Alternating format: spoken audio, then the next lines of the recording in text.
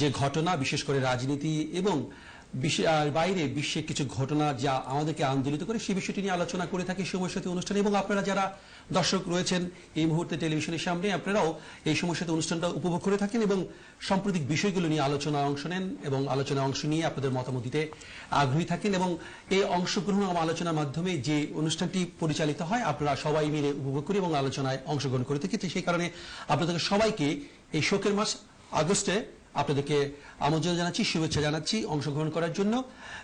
আমরা কয়েকটি বিষয় নিয়ে আজকে আলোচনা করব। সেই বিষয়গুলো অবশ্যই প্রথমে জানিয়ে দিতে চাই। সেটা হচ্ছে যে নিশ্চয়ই আপনারা জানেন যে বাংলাদেশের যে করোনা মোকাবেলার জন্য যে এক ধরনের আন্তর্জাতিক কিছু প্রভাব দেখতে পাই, বিশেষ করে ভ্যাকসিন যে নিয়ে রাজনীতি, ভ্যাকসিন সেই বিষয়টি নিয়ে আলোচনা করব। বিশেষ করে যে কারণে আজকে একটি চুক্তি হয়েছে, চীনের ভ্যাকসিন বাংলাদেশে প্রস্তুত করার জন্য একটি চুক্তি স্বাক্ষরিত হয়েছে এবং এইটা নিয়ে কথা বলবো। এবং বিশেষ করে ভারত থেকে আমরা কেন ভ্যাকসিন পর্যন্ত পেলাম না এবং আগে থেকে কেন বা চীনের সাথে চুক্তি করা গেল না, এই বিষয়টি নিয়ে আলোচনা রাখবো। এর বাইরে যে বিষয়টি সবচেয়ে বেশি এই মুহূর্তে আলোচিত হচ্ছে বিশ্বে এবং বিশেষ করে বাংলাদেশেও রাজনীতিতে পররাষ্ট্র সম্পর্কের ক্ষেত্রেও যেটা গুরুত্বপূর্ণ হয়ে উঠেছে সেটা হচ্ছে তালেবানদের পুনরুত্থান। বিশেষ করে তালেবানদের আফগানিস্তানে ক্ষমতা দখল করার যে প্রচেষ্টা তৈরি হয়েছে, বিশেষ করে কাবুল যে রাজধানী, প্রেসিডেন্ট যে প্রাসাদ তার দখল করে ফেলেছে এবং শোনা যাচ্ছে যে বিদেশি কয়েকজন বন্ধু রাষ্ট্র তাদের, বিশেষ করে বলা যায়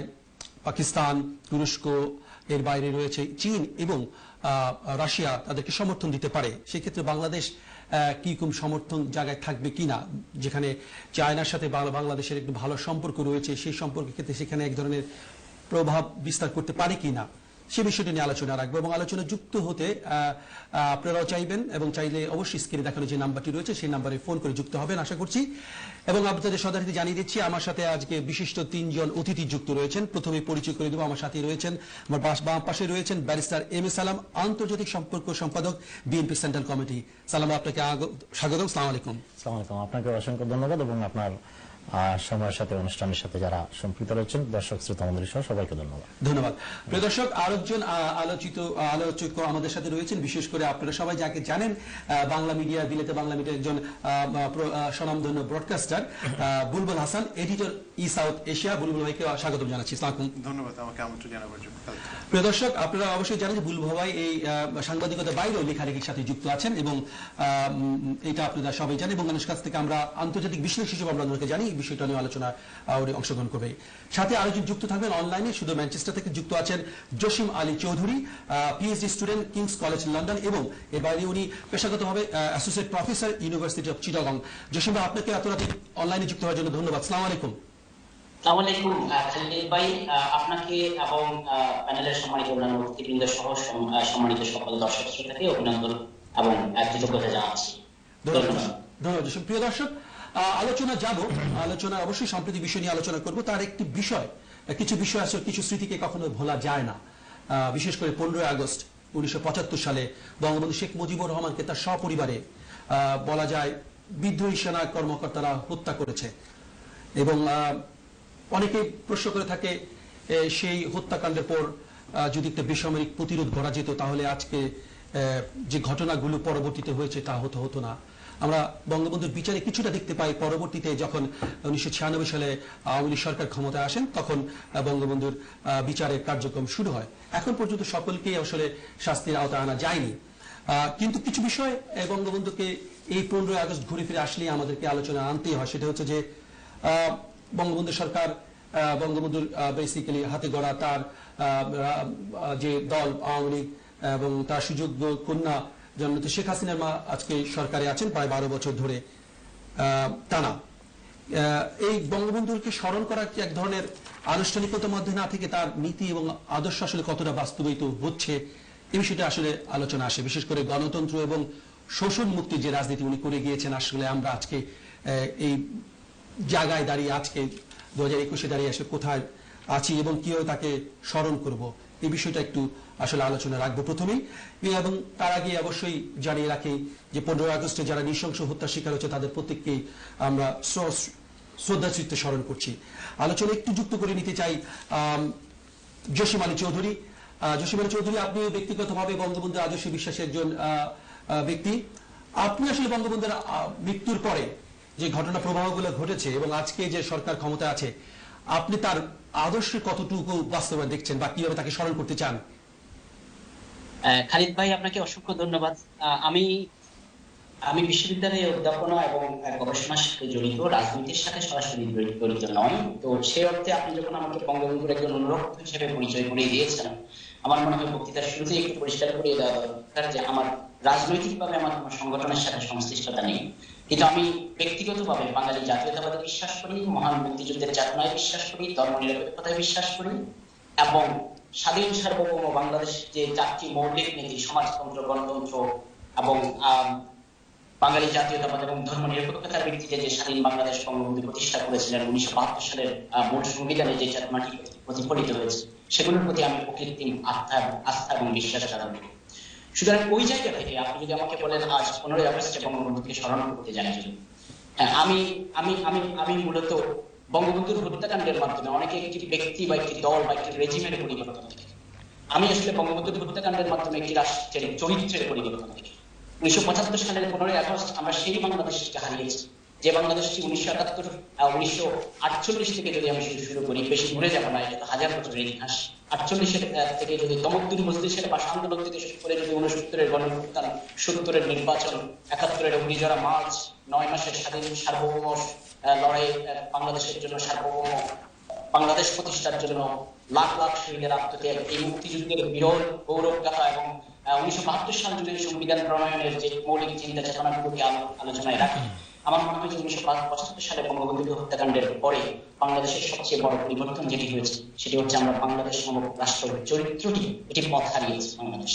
এবং বাংলাদেশ পথ হারানোর ফলাফল হয়েছে, আপনি একটা প্রশ্ন তুলে ধরেছেন যে আজ বাংলাদেশকে কিভাবে স্মরণ করতে চান। আমি জানি সময় সীমিত, আমি জানি বক্তা অনেক বেশি, আমি জানি দর্শকরা অংশগ্রহণ করবেন, তাই আমার অনেক আলোচনা করার ইচ্ছে ছিল, আমি করবো না। আমি শুধু সেখান থেকে সরাসরি বর্তমানে যদি চলে আসি, সেখানে দেখা যাবে আপনার এই প্রসঙ্গটা আমি আনবো রাজনৈতিকভাবে একটি প্রতিক্রিয়া জানাবো বা বঙ্গবন্ধু হত্যাকাণ্ডের পর বঙ্গবন্ধুর সংগঠিত আওয়ামী লীগ নামক যে রাজনৈতিক দলটি, সেটির রাজনৈতিক ব্যর্থতা কোথায় ছিল কিনা। আমি বিশ্বাস করি যে বঙ্গবন্ধু হত্যাকাণ্ডের পর বাংলাদেশ নামক রাষ্ট্রটির যেমন দীর্ঘমেয়াদী চারিত্রিক পরিবর্তন হয়েছে এবং সেই চারিত্রিক পরিবর্তনের স্রোতে কিন্তু বঙ্গবন্ধুর প্রতিষ্ঠিত আওয়ামী লীগ রাজনৈতিক দল যেটি বর্তমান ক্ষমতাসীন আছে, আমি মনে করি তাদেরও চরিত্রের পরিবর্তন হয়েছে।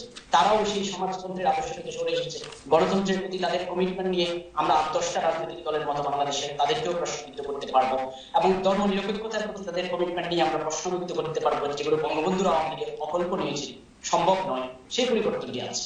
এবং সেই পরিবর্তনটি আমি মনে করি বাংলাদেশের সমাজের, রাষ্ট্রের এটি একটি দীর্ঘমেয়াদী 40 বছরের মেয়াদী প্রক্রিয়ার ভেতর দিয়ে এটা হয়ে গেছে। কিন্তু একটা বিষয় যেটি প্রয়োজন, আমি 1975 সালে আওয়ামী লীগ ছিল, এখন আওয়ামী লীগের পরিবর্তনটি আমি আপনাকে বলবো বঙ্গবন্ধুকে শ্রদ্ধা জানাতে বা বঙ্গবন্ধুর হত্যাকাণ্ডের পরে পাল্টা বিপ্লব, রাজনৈতিক প্রতিরোধ করে তোলার শক্তি বাংলাদেশ আওয়ামী লীগ পায়নি কেন। আমি আপনাকে একটু এই জায়গায় একটু মানে আওয়ামী লীগকে সাপোর্ট করবো না, এই জায়গায় একটু ইতিহাসের কাছে আপনাকে নিয়ে যাবো। আপনি জানেন যে 1948 সালে যে লিয়াকত আলী খানকে রাস্তায় গুলি করে হত্যা করা হয়েছিল ইয়েতে, এই করাচিতে, মুসলিম লীগ কিন্তু প্রতিবাদ করতে পারেনি। এবং তারপরে আপনি দেখবেন যে নবাবজাদা খাজা নাজিমুদ্দিনকে গোলাম মোহাম্মদ খুলনা থেকে সরিয়ে দিয়েছিলেন, মুসলিম লীগ রাজনৈতিক দল একমাত্র প্রতিবাদ করতে পারেনি। তারপরে আপনি দেখবেন যে চৌধুরী মোহাম্মদ আলীকে সরিয়ে দেওয়া হয়েছে অসাংবিধানিক ভাবে, মুসলিম লীগ প্রতিবাদ করতে পারেনি। তারপরে দেখবেন শহীদ হোসেন সরওয়ারদিকে সরিয়ে দেওয়া হয়েছে, মুসলিম লীগ প্রতিবাদ করতে পারেনি। তারপর দেখবেন চন্দ্রীগড়কে সরিয়ে দেওয়া হয়েছে, মুসলিম লীগ প্রতিবাদ করতে পারেনি। তারপরে দেখবেন মালিক ফিরোজ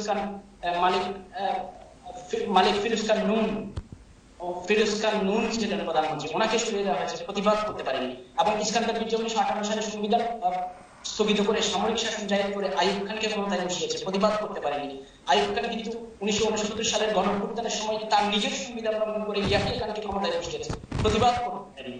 এবং 1975 সালে বাংলাদেশ স্বাধীন হওয়ার পর আপনি যদি এই প্রশ্নটা বলেন যে আওয়ামী লীগ কেন প্রতিরোধ করে ধরতে পারেনি, তাহলে সম্ভবত আপনি বাংলাদেশের রাজনীতি মানে পুরো পাক ভারত উপমহাদেশের ব্রিটিশ আমল থেকে যে রাজনীতি আমরা করে এসেছি, সেই রাজনীতির সামগ্রিক ব্যর্থতা এবং রাজনীতির যে কি বলবো এটাকে সাস্টেইনেবিলিটি বা ম্যাচিউরিটি যেটা ডেভেলপ করেনি, সেই ইতিহাসটা আপনি মানে বিবেচনায় না নিয়ে সম্ভবত বলছেন। একই ঘটনা আমি বলবো, আপনি 2007 সালের 11 জানুয়ারি দেখুন না, ইয়াস দিনারকে সরিয়ে মঈনুদ্দিন আহমেদ বসে গেলেন, বিএনপি কিন্তু প্রতিবাদ করতে পারেনি।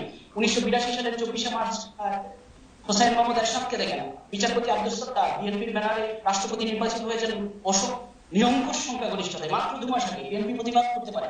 সুতরাং আমার মনে হয় এই জায়গায় 1975 সালে আওয়ামী লীগ কেন রাজনৈতিক প্রতিরোধ গড়ে তুলতে পারেনি, এই ইতিহাসটা একেবারে এত খণ্ডিত ভাবে পড়েন, তাহলে কিন্তু উপমহাদেশের রাজনীতির চাল চরিত্র এবং উপমহাদেশের রাজনীতির সক্ষমতা অক্ষমতার বৃহত্তর প্রশ্নটা আমরা সম্ভবত এড়িয়ে যাই। আমি বঙ্গবন্ধুকে শ্রদ্ধা করি, বঙ্গবন্ধুকে স্মরণ করি এবং একজন বঙ্গবন্ধুর আদর্শের অনুসারী হিসেবে আমি বিশ্বাস করি বাংলাদেশ সুপথে ফিরবে। আমি জানি না সেটা কত তাড়াতাড়ি ফিরবে, কিন্তু বঙ্গবন্ধু হত্যাকাণ্ডের মাধ্যমে এই অগ্রণী গতিটা আমাদের হয়ে গেছে। আপনাকে ধন্যবাদ। ধন্যবাদ জসিম ভাই, আমি আপনাকে ফিরে আসবো। বুলবুল ভাই, আপনি একটু বঙ্গবন্ধুকে যদি স্মরণ করেন, সাথে যদি একটু আন্তর্জাতিক প্রেক্ষাপটে বিশেষ করে সাউথ এশিয়াতে তার প্রভাবটাকে নিয়ে একটু কথা বলেন, তার মৃত্যুর পরবর্তীতে এবং আন্দোলনকে যদি একটু দেখেন, কিভাবে দেখেন আপনি আসলে?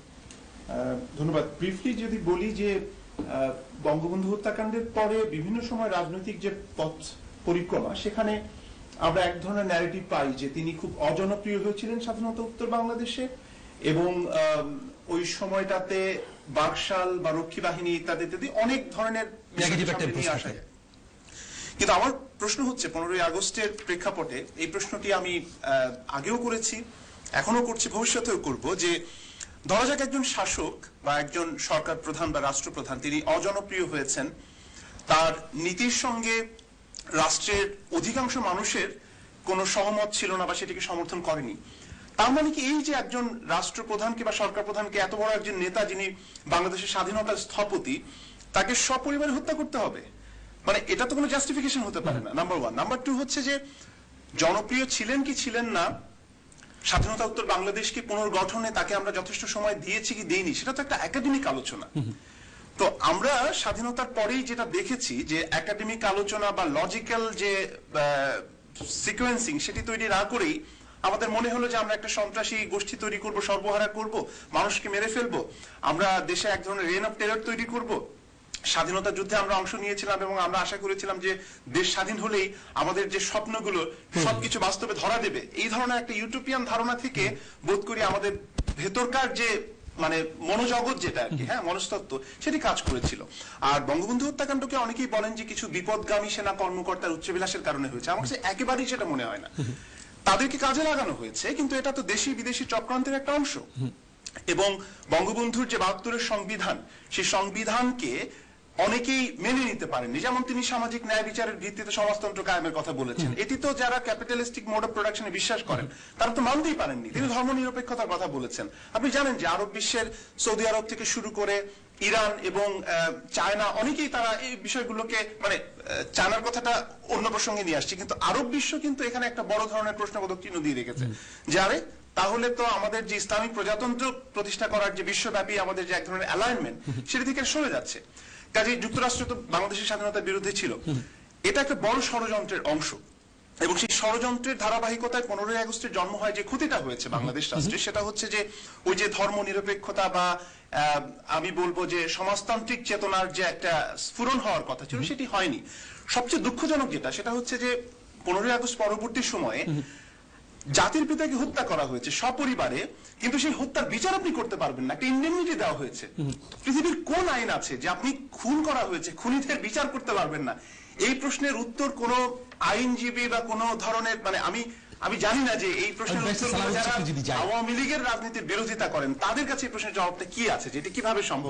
আপনি যদি এই প্রসঙ্গে কিছু একটু বলেন, আমরা আসলে 2 মিনিটের মধ্যে বিরতিতে যাব। আপনি বঙ্গবন্ধুকে হত্যাকাণ্ড ঘটনা কিভাবে দেখেন, বিশেষ করে তারপরে তার বিচার না হওয়ার প্রক্রিয়াটা যদি আপনি একজন আইনজীবী হিসেবে বলার চেষ্টা করেন? দেখেন, ধন্যবাদ আপনার প্রশ্নের জন্য। একটা বিষয়ে আমি বুলবুল ভাই ইতিমধ্যে যেটুকু বলেছেন এবং আমার কলিগ প্রফেসর সাহেব যেটি বলেছেন, আমি তাদের সাথে একমত হই। তাদের কথার জোর ধরে আমি বলবো যে আসলে আমরা তো বাংলাদেশ নামক রাষ্ট্রটি দেশ স্বাধীন করিনি যে দেশের অভ্যন্তরে কাউকে নির্বিচারে হত্যা করা। এটার জন্য তো বাংলাদেশ স্বাধীন হয়নি বা বাংলাদেশ নামক রাষ্ট্রের জন্ম হয়নি। কোনো হত্যাই দেশের অভ্যন্তরে কোনো হত্যাকেই মেনে নেওয়া যায় না। সেই ক্ষেত্রে শেখ মুজিবুর রহমান সাহেবকে হত্যা করা হয়েছে, অবশ্যই সেটা নিন্দনীয়, কিন্তু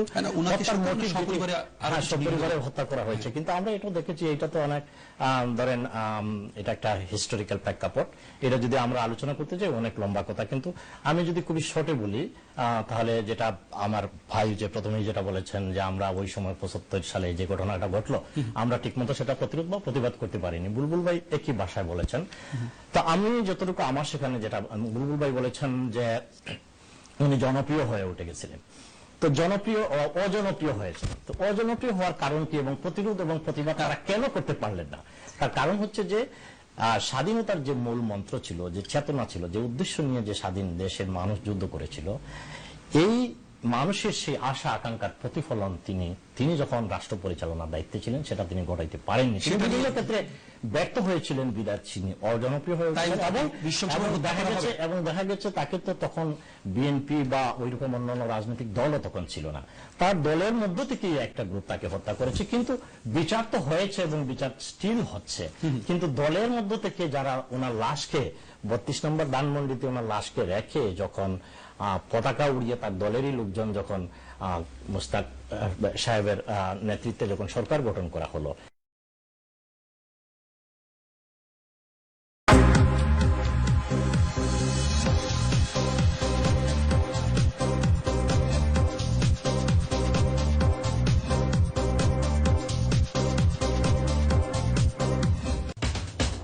আপনারা দেখছেন সময়ের সাথে।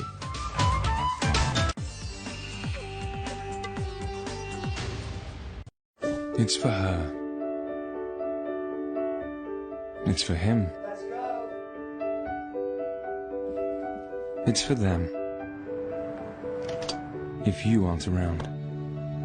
Life insurance from Legal & General starts from just £6 a month and could help support your loved ones financially if the worst happens to you.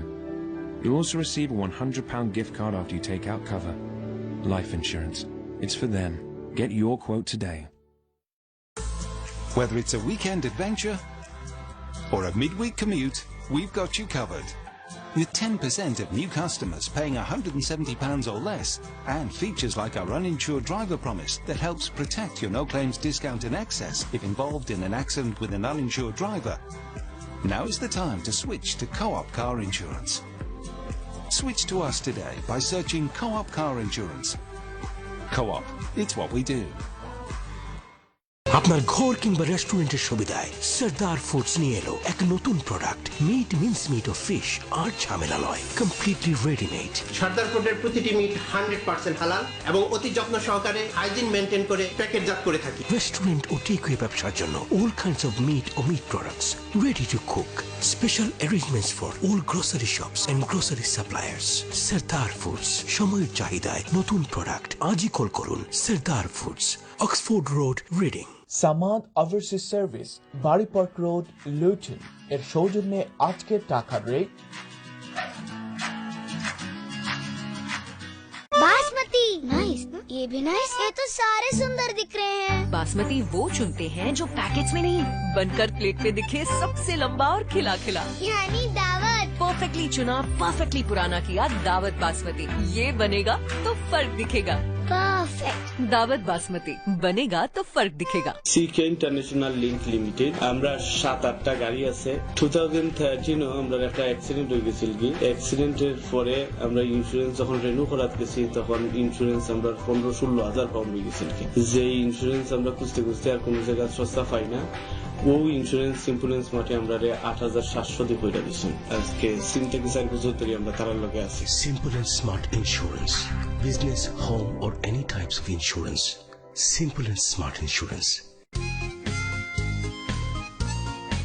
প্রিয় তারকার প্রিয় চলচ্চিত্র দেখুন এনটিভিতে।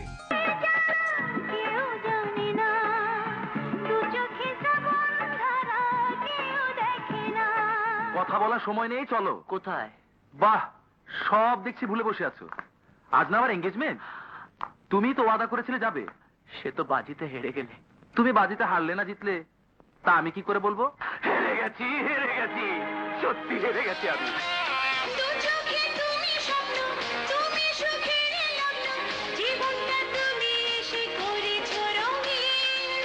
আর কিছু বুঝি না, আর কিছু খুঁজি না, তোমাকে ছাড়া চোখে আর কিছু দেখি। সে কি টাকা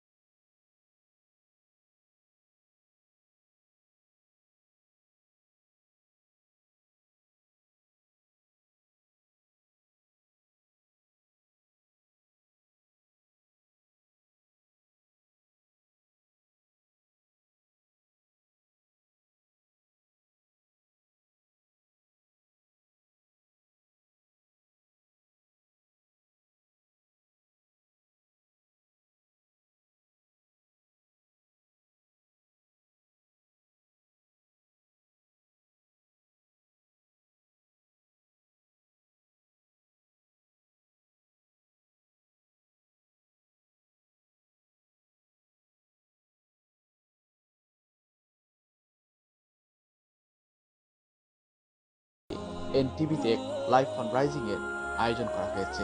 আপনাদের জাকাত, লিল্লাহ, সাদকা এবং মান্যতের অংশ দান করে এতে অংশগ্রহণ করে অশেষ নেকি হাসিল করুন। আমিন।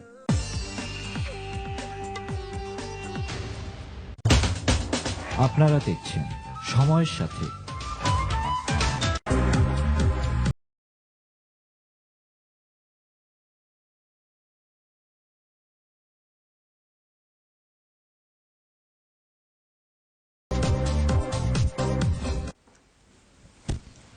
আসসালামু আলাইকুম সুপ্রিয় দর্শক, আবারও ফিরে এলাম সময়ের সাথে অনুষ্ঠানে। এনটিভির স্টুডিওতে কথা বলছিলাম তালেবানদের উত্থান এবং করোনা ব্যবস্থাপনা মোকাবেলা আন্তর্জাতিক সম্পর্কের প্রভাব নিয়ে। প্রথম পর্বে আমরা অবশ্য আলোচনা করেছিলাম জাতীয় শোক দিবসের বিষয়টা নিয়ে। এবার একটু মূল আলোচনা ফিরতে চাইবো। আপনি নিশ্চয়ই প্রথম আলোচনা করতে চাইবো তালেবানদের উত্থান নিয়ে। প্রিয় দর্শক, জানেন তালেবানরা কাবুল দখল করেছেন, আফগানিস্তানের যে রাজধানী। এই বাইরে যে বিষয়টা গুরুত্বপূর্ণ হয়ে উঠেছে বাংলাদেশের জন্য, বিশেষ করে অনেককেই আশ্রয় দেওয়ার কথা বলা হয়েছে, বাংলাদেশে অনুরোধ করেছে মার্কিন যুক্তরাষ্ট্র থেকে। সেক্ষেত্রে বাংলাদেশ বলেছে যে আসলে আফগানিস্তানদেরকে এই মুহূর্তে তারা আশ্রয় দিতে পারবে না, বিশেষ করে রোহিঙ্গাদেরকে নিয়ে তারা অনেক এক ধরনের দুর্ভোগে রয়েছে। এর বাইরে আমরা দেখতে পাচ্ছি যে তাদেরকে এক ধরনের স্বীকৃতি দেওয়ার ক্ষেত্রেও অনেককেই বিশেষ করে চিন্তা ভাবনা করেছে, যেমনটা বলেছিলাম আগেও। চীন, রাশিয়া, পাকিস্তান এবং তুরস্কের মতো দেশ এগিয়ে আসছেন। সেক্ষেত্রে বাংলাদেশ আসলে কি করবে? বাংলাদেশ সরকার থেকে বলা হয়েছে যেমন হচ্ছে যে আফগানিস্তানে যদি জনগণের সরকার প্রতিষ্ঠা হয় তাহলে বাংলাদেশ সরকার তাদের সাথে গ্রহণ করবে এবং কাজ করবে।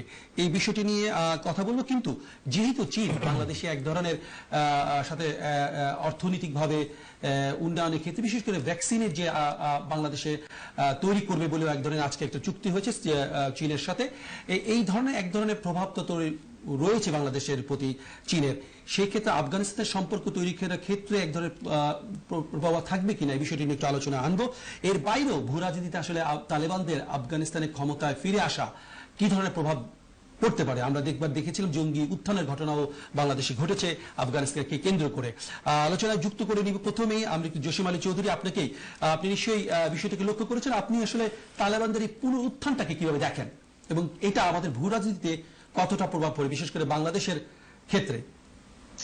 ধন্যবাদ খালিদ ভাই। আমাকে আসলে প্রথমে আলোচনায় দেওয়ার মাধ্যমে এক ধরনের আমি চাপ বোধ করি। এটা কারণ হচ্ছে অন্য বক্তাদের বক্তব্য শুনে হয়তো দু একটা পয়েন্ট পাওয়ার সুযোগ থাকে।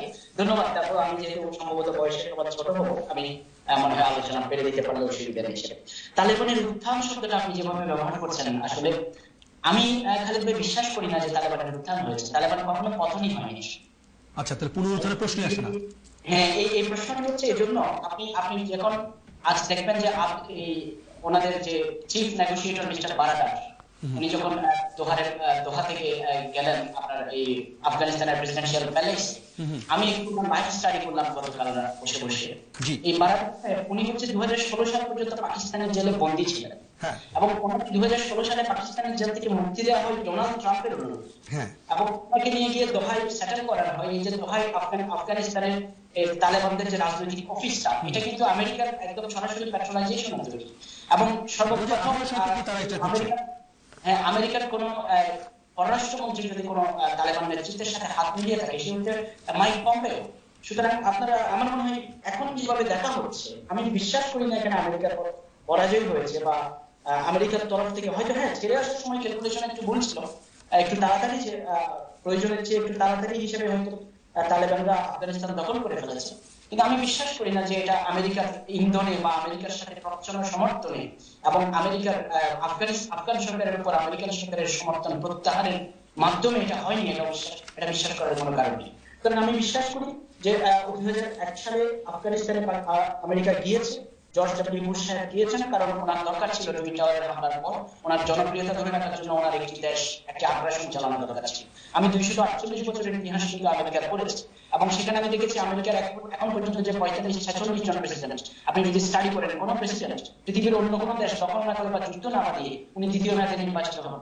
সুতরাং এটা আমেরিকার আভ্যন্তরীণ রাজনীতির এবং জনগণের জোর, এই সাম্রাজ্যবাদী মন মানসিকতা এবং আগ্রাসী মন মানসিকতার জন্য আপনি 2003 সালে 2004 সালের নির্বাচনের আগে হঠাৎ করে জর্জ ডব্লিউ বুশ সাহেবের মনে হলো যে ইরাকে ওই কোনো ম্যাস ডিস্ট্রাকশন আছে, যেতে হবে, সাদ্দামকে কাবু করতে হবে, কারণ হচ্ছে 2004 সালে জন কেনির সাথে তার নির্বাচনে জয়লাভ করার বিষয় আছে। তো আমার মনে হয় কি আফগানিস্তান এখন আমেরিকার রাজনীতিতে জয় পরাজয় নির্ধারণের ভূমিকায় আর নেই। সুতরাং আফগানিস্তান আমেরিকার জন্য এখন অন্তত ইন্টারনাল পলিটিক্সের জন্য আমেরিকার জন্য এত স্ট্র্যাটেজিক্যালি খুব ইম্পর্টেন্ট কোনো কিছু নয়, যে কারণে হয়তো তারা ছেড়ে দেওয়ার সিদ্ধান্ত নিয়েছে। এবং ছেড়ে দেওয়ার সময় কিছুটা হয়তো ক্যাওস রাষ্ট্রের মুহূর্তে ঘটেছে বলে এটা হয়েছে। আপনি প্রশ্ন করেছেন যে আফগানিস্তানকে রাশিয়া এবং চীন কেন বা টার্কি বা পাকিস্তান তারা কেন সমর্থন করছে, একই জিনিস। এটা আমেরিকান লবির বাইরে থেকে তারা তাদের নিজস্ব প্রভাব বলে তালেবানদের সাথে তাদের সেই সমঝোতাটা হয়েছে। তালেবান প্রতিনিধি দল কিন্তু রাশিয়া ভ্রমণ করেছে, ইরান ভ্রমণ করেছে, চীন ভ্রমণ করেছে। সুতরাং এটাও খুব অপ্রত্যাশিত কিছু নয়। আপনি যদি বলেন যে বাংলাদেশ কি করবে, বাংলাদেশের সমর্থনের বা এটাকে তালেবানকে স্বীকৃতি দেওয়ার প্রশ্নটি আসে কিনা, আমি মনে করি বর্তমান ক্ষমতাসীন যে রেজিম বাংলাদেশে আওয়ামী লীগ যে রয়েছে তাদের সাথে আদর্শিকভাবে এবং রাজনৈতিকভাবে, শুধু সরকার নয়, সরকার হিসেবে তো একটা ফর্মাল অবস্থান নিতেই হয়, সেটা অন্য বিষয়। রাজনৈতিকভাবেও কিন্তু মননে, চিন্তায়, চেতনায় তালেবানি শক্তির সাথে আসলে আওয়ামী লীগের সেখানে বিশাল ব্যাপক দূরত্ব রয়েছে। এবং সে কারণে আওয়ামী লীগের পক্ষে দল হিসেবে তো সম্ভবই নয়, সরকার হিসেবে আমি মনে করি সেই দলের অবস্থানটা সেখানে প্রতিফলিত হবে। তবে এটা ঠিক যে আফগানিস্তানকে বাংলাদেশ স্বীকৃতি দেবে কি দেবে না তালেবানকে, সেটা হয়তো শেষ বিচারে। এই মুহূর্তে আমি মনে করি না যে চীন স্বীকৃতি দিয়েছে বলে বাংলাদেশকে দিতেই হবে, আমাদের দরকার নেই। কারণ চীনের সাথে প্রত্যেকটি সম্পর্ক, চীনের এরকম নয় যে প্রত্যেকটি কাজ, চীনের প্রত্যেকটি কাজের সাথে বাংলাদেশকে থাকতে হবে এমন কিন্তু নয়। সুতরাং আফগানিস্তান, বাংলাদেশ এবং চীনের দ্বিপাক্ষিক সম্পর্কের ভিতরে খুব বেশি ডিসাইডিং ফ্যাক্টর বলে আমি মনে করি না। সুতরাং আমি মনে করি সরকার কিছুটা অপেক্ষা করবে এবং সরকার দেখবে যে তালেবান সরকার যেটি গঠিত হচ্ছে সামনে, সেটি কিভাবে আমেরিকা বা ইউরোপ সহ বিশ্বের বিশ্ব শক্তির মরল যারা আছেন তাদের সাথে কিভাবে বোঝাপড়ায় আসছে। আমি আপনাকেও একটা আলোচনা নিয়ে আসবো পরবর্তীতে। আমি একটু শুনে আসি ব্যারিস্টার এম এ সালাম, আপনি কিভাবে দেখছেন? আসলে আপনারা তো বিরোধী দলের রাজনীতির সাথে যুক্ত এবং এই ধরনের ঘটনা, বিশেষ করে তালেবানদের উত্থান আমরা আগেও দেখেছি বাংলাদেশে একটা প্রভাব বিস্তার করেছে। এইবারে কি তালেবান মনে করেন কি আগের রূপে ফিরে আসবে, না কিছুটা হলেও তাদের মধ্যে যে পরিবর্তন দেখতে পাবেন আপনি, বা এর প্রভাব আমাদের দেশে কতটা? আসল মূল সূত্রটা আপনাকে দেখতে হবে যে কোন জায়গা থেকে শুরু হয়েছে। মোল্লা ওমরের কাছে যখন আমেরিকা, তখন আল কায়দার নেতা বিন লাদেনকে যখন তারা ফেরত চাইল এবং তারা যখন মোল্লা ওমর যখন দিতে অস্বীকৃতি যখন জানাইল, তখনই কিন্তু আমেরিকানরা গিয়ে ওখানে আফগানিস্তানে প্রবেশ করে এবং তাদের বিরুদ্ধে অবস্থান নেয়, তালেবানদের বিরুদ্ধে অবস্থান নেয় এবং তারা ওয়ার্ল্ড ওয়াইড একটা ক্যাম্পেইন স্টার্ট করে যে তারা মানে জঙ্গিবাদ সমর্থন করে, জঙ্গিবাদ পুষে, এবং এইটার জের ধরে তারা ওয়ার্ল্ড ওয়াইড একটা পলিটিক্স শুরু করলো। এবং যেটার প্রভাব বা মানে ব্যাড এফেক্ট বাংলাদেশ সহ বিভিন্ন দেশেও সেটা পড়েছে, বা বাংলাদেশ সহ কিছু কিছু দেশে সেটা একটা মানে একটা হাতিয়ার হিসাবে, রাজনীতির ছাড়া একটা উইপেন হিসাবে তারা ব্যবহার করেছেন। বিশেষ করে বাংলাদেশে সেটা বেশি ব্যবহার করা হয়েছে। তো যে জিনিসটা হলো যে তারা এই 20 বছরে আমরা যেটুকু দেখেছি তার কনসিকুয়েন্সটা দেখেছি, যে গতকালকে যেটুকু বা আজকে পর্যন্ত আমি যতটুকু একটু রিসার্চ করে একটা জায়গায় দেখলাম যে আমেরিকা সেখানে 6.5 ট্রিলিয়ন ইউএস ডলার আপনার তাদের লস হয়েছে, যেটা তারা রিকভার করতে তাদের সরকার থেকে, সেখানে জনগণ থেকে, জনগণের ট্যাক্সের মাধ্যমে যদি তারা রিকভার করে তাহলে 2048 পর্যন্ত তাদেরকে যাবে এই টাকাটা, এই ডলারটা যদি তারা রিকভার করতে হয়। তারপরে আপনার নিহত হয়েছে আপনার 2448 মার্কিন সেনা সেখানে নিহত হয়েছে এবং কন্ট্রাক্টর 3846, এবং স্ট্যাটিস্টিক্যালি যেটা আমি দেখলাম যে আরো 11,014 জন অন্যান্য সহযোগী। তারপরে আপনার আফগান মিলিটারি এবং পুলিশ প্রায় 66,000 সেখানে মারা গেছে। তারপর সিভিলিয়ান প্রায় 47,245 এবং অন্যান্য আরো দেখা গেছে যে 51,000 আপনার তালেবান এবং অন্যান্য আরো 51,000-এর উপরেও মারা গেছে, এবং এইড ওয়ার্কারও সেখানে 4,044 জন এবং সাংবাদিক সেখানে 72 জন মারা গেছে। এই যে একটা কনসিকুয়েন্স, এই সমস্ত কিছু কনসিকুয়েন্সটা সেখানে আমেরিকা দেখেছে যে তারা ফেল করেছে, যে কারণে তারা ব্যর্থ হয়ে আমার যতটুকু অ্যাসেসমেন্ট তারা আবার ব্যর্থ হয়ে চলে গেছে। এবং এখানে মেইন ইস্যুটা হচ্ছে সেটা বিজনেস এবং টাকা পয়সা। পাশাপাশি যে বিষয়টা ওখানে যে সাউথ এশিয়ার যে পলিটিক্স, যেটা যে ইন্টারন্যাশনাল পলিটিক্স বা জিও পলিটিক্যাল যে বিষয়, এই বিষয়টা সেখানে প্রায়োরিটি পেয়েছে। এবং যতটুকু এই জিও পলিটিক্যাল যে ইস্যুটা মানে গত কয়েক মাস ধরে যেটুকু আপনার ঘুরপাক কাটছে, সেখানে একটা অ্যালায়েন্স হচ্ছে যে আপনার চীন এবং পাকিস্তান, এবং পিছনে আছে হয়তো বিহাইন্ডে আছে ইরান এবং রাশিয়া, তার বিহাইন্ডে আছে, তাদের একটা অ্যালায়েন্স আছে। এবং সেটাকে কেন্দ্র করে আবার ভেরি রিসেন্টলি তারা যদিও 2007 সেটা স্টার্ট করা হয়েছিল, কিন্তু ভেরি রিসেন্টলি তারা দে আর মানে ভেরি অ্যাক্টিভ, যে আমেরিকা একটা অ্যালায়েন্স, কোয়াড নামে একটা অ্যালায়েন্স, যেখানে সামহাও তারা সেটা বোঝাতে চেয়েছে যে এই অ্যালায়েন্সটা এগেনস্ট চায়না এবং পাকিস্তান বা সাউথ এশিয়া, তাদের একটা বেস তারা করতে চায় ওখানে জিওপলিটিক্যালি, এবং চায়নাকে সেখানে তারা করতে চায়। তো সেই হিসেবে তারা একটা মানে অস্ট্রেলিয়া, জাপান এবং চীন, অস্ট্রেলিয়া, জাপান আর তারা এই 4টা দেশ, এবং তাদের পিছনে আরো কিছু কিছু দেশ আছে, যেমন আপনার নিউজিল্যান্ড সহ আরো কিছু দেশ আছে বিহাইন্ডে, যেগুলো হয়তো এখনো ডিক্লেয়ার দেয়নি। তো এই যে একটা কোল্ড ওয়ার এই দুইটা অ্যালায়েন্সের মধ্যে চলতেছিল, এবং আমেরিকার মেইন উদ্দেশ্য ছিল একটা ইল মোটিভ ছিল যে ওখানে তারা একটা অবস্থান নিতে চায় এগেইনস্ট চীন, যদিও তারা সেটা ওইভাবে ডিক্লেয়ার করেনি। কিন্তু একটা পর্যায়ে যখন চীন সেটা বুঝে গেল, তখন একটা এই বাংলাদেশের রাজনীতিতে এটার একটা আসলো, প্রভাব আসলো, যে চীন সেখানে বলল যে বাংলাদেশকে একটা মানে এক ধরনের একটা ওয়ার্নিং, যেটা আমরা দেখেছি যে যেটা একটা অনুষ্ঠানে, একটা ভার্চুয়াল অনুষ্ঠানে বললো যে বাংলাদেশের সাথে একটা বায়োলেটারাল সম্পর্ক রয়েছে চীনের, এবং তারা কোনোভাবে কোয়াডে এই অ্যালায়েন্সে যাতে যোগদান না করে। পরবর্তীতে যদিও সে আবার অস্বীকারও করেছে যে এরকম কোনো থ্রেট দেয়নি, সেই জায়গায় কিন্তু আমেরিকা সেটা উইলিংলি সেটা বলেছে যে বাংলাদেশ সেটা সিদ্ধান্ত নেবে, সেটা বাংলাদেশের আভ্যন্তরীণ ব্যাপার, বাংলাদেশের কি স্বাধীন রাষ্ট্র, তারা তাদের মতো করে তারা তাদের পলিসি ফরেন পলিসি তৈরি করবে। এইভাবে আমরা সেটা শুনেছি যে হোয়াইট হাউসে যেটা আমেরিকার এই আপনার ফরেন মিনিস্টার যেটা কমেন্ট করলো।